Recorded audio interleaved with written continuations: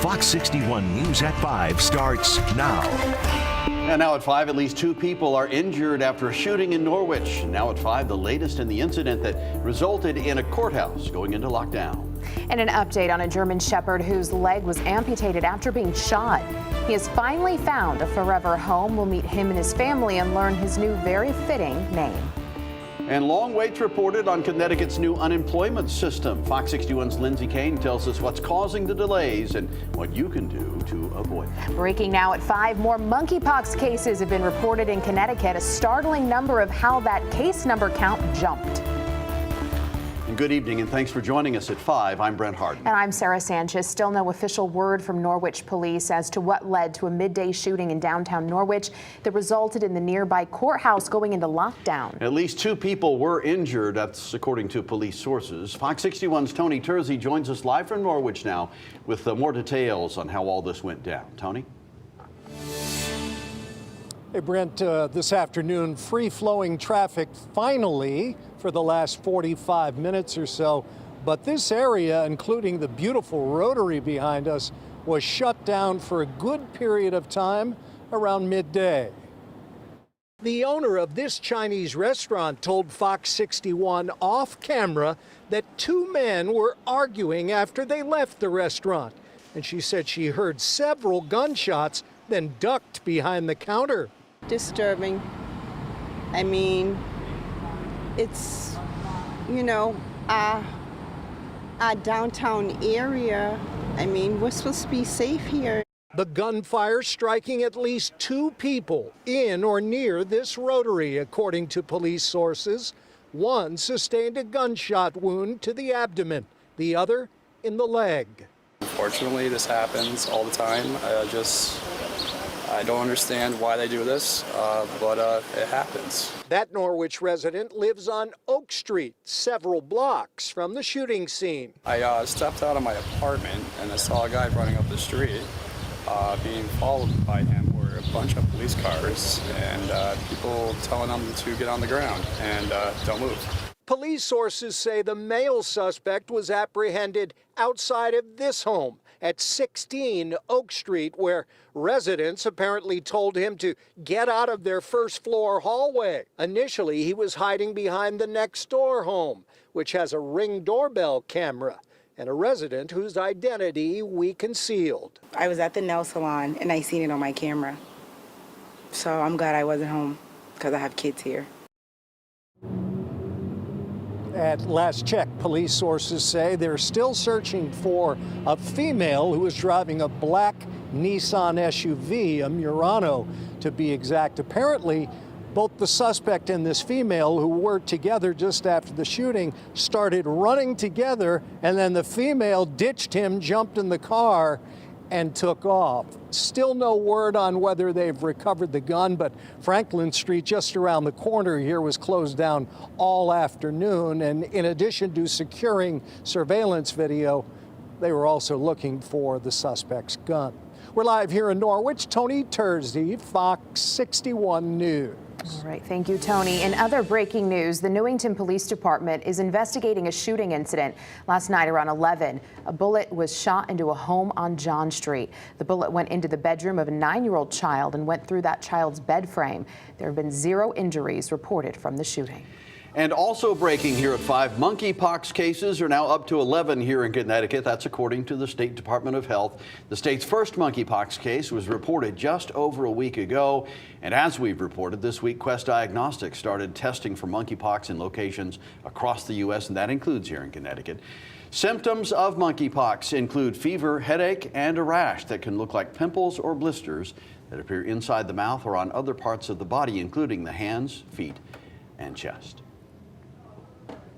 All right, we have an update now on a German Shepherd we first told you about last April, known as Thunder. He was shot by his owner and left bleeding at a park in Derby. Yeah, but he was not ready to cross the Rainbow Bridge just yet. He fought to stay alive. And as Fox 61's Carmen Chow shares with us, he not only has a new name, but a new home. Come on. Good boy. Horrific. I don't know why anyone would do such a thing. 3 months ago, this 4-year-old German Shepherd was shot twice in his shoulder and left front leg, his owner abandoning him at Coon Hollow Park. Derby police immediately rushed him to VCA Shoreline to be treated, his leg eventually amputated. But as he was recovering, the community responded. We got calls from California, Florida. A dog being shot usually pulls on everybody's heartstrings. Over $20,000 was donated from all over the country, covering his medical expenses. Speaking exclusively to Fox 61, as months went by, Officer Leon Sylvester with Shelton Animal Control worked hard to find him a new family. And he did. Hi, big boy. Formerly known as Thunder, he is now named sheriff, and his story gained national attention, and he now belongs to a family of law enforcement. He was named by Shoreline after the song Who Shot the Sheriff. Victoria and Dan Loris are both police officers. Dan, a former K-9 handler, lost his German Shepherd named Stryker a while back. And he says seeing Sheriff reminds him of his former four-legged friend. It's like he's imprinted on me. He comes to me, follows me around the house. In fact, you would never think Sheriff was operating on 3 legs. He runs like he has 4. It's very loud, and he falls on his face sometimes when he loses his balance and trying to get a ball. He's just the best. But he will not be losing his balance anytime soon, with plans in motion to get Sheriff a prosthetic leg. I mean, it was amazing to see how much good after something bad had taken place. In Shelton, Carmen Chow, Fox 61 News. Looks like Sheriff is getting a lot of love. Lots of attention. He's doing great. Did you see him jump too? Yeah, it's good to see him so happy. All right, we're going to turn to the weather watch now. Summer warmth continuing today. The day started out with some isolated showers. Still raining out in Burlington. I just got that report a couple of minutes ago.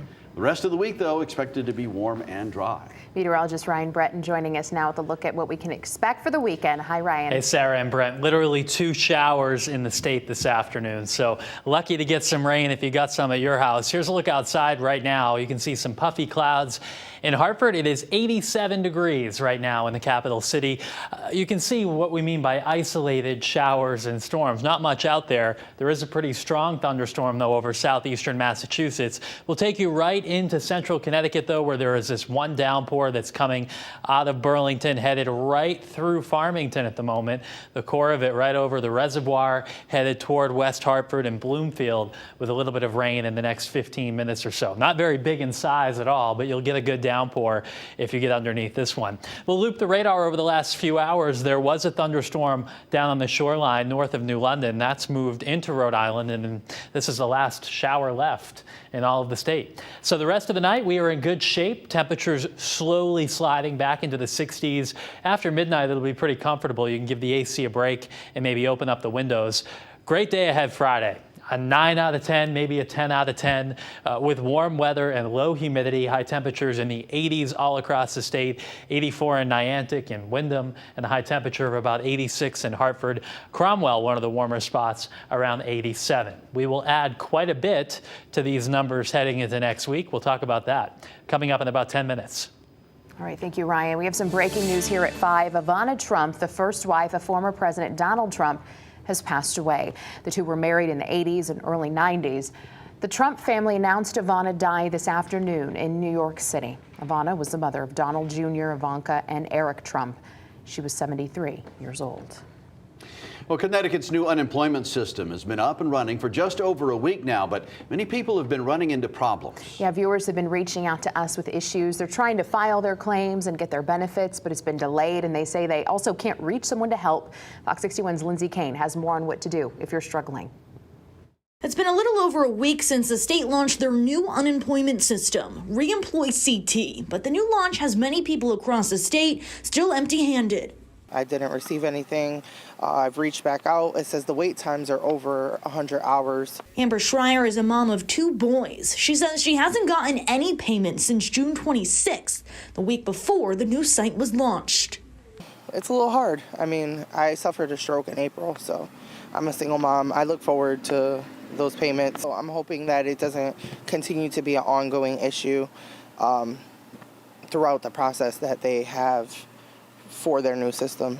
Another viewer who wishes to remain anonymous has similar issues. The system boots you off. You can't get a hold of anybody. Wait time for a callback is anywhere from 132 hours to 174 hours. We've reached out to the Department of Labor several times and we're told representatives are too busy for an interview. But they did say they increased their staff to handle the volume of calls. There are 140 agents helping people each day. A spokesperson says in part, between 30 to 50% of our appointments are duplicates that are causing delays for other claimants and staff time because we have to go in and open appointment blocks manually for people who have held many different times. In order to reach a representative, they say it's important to not schedule more than one appointment. Some people are holding up to 10 appointments at once.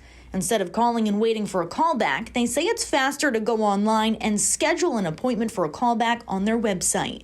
The Department of Labor said it's been taking around 3 to 7 business days for those benefits to be sent out. And again, they say it is faster to schedule an appointment online. That link is on our website, fox61.com. But at this point, the earliest appointments are now on Tuesday. In Bristol, Lindsay Kane, Fox 61 News. Well, more people filed for unemployment benefits last week, and new claims increased by 9,000 to 244,000, but the number of people receiving continued benefits dropped to 1.33 million. And new at 5 tonight, stocks falling on that hot wholesale inflation reading. Disappointing bank earnings also weighing on the markets, highlighting concerns about the economic outlook. JP Morgan Chase stock fell more than 3% after the bank said it set aside another $428 million to cover possible future loan losses, while Morgan Stanley shares slipped slightly after it said profits slumped 29% in the second quarter. The Dow fell 142 points. The Nasdaq actually added 3. The S&P 500 was off 11 and change.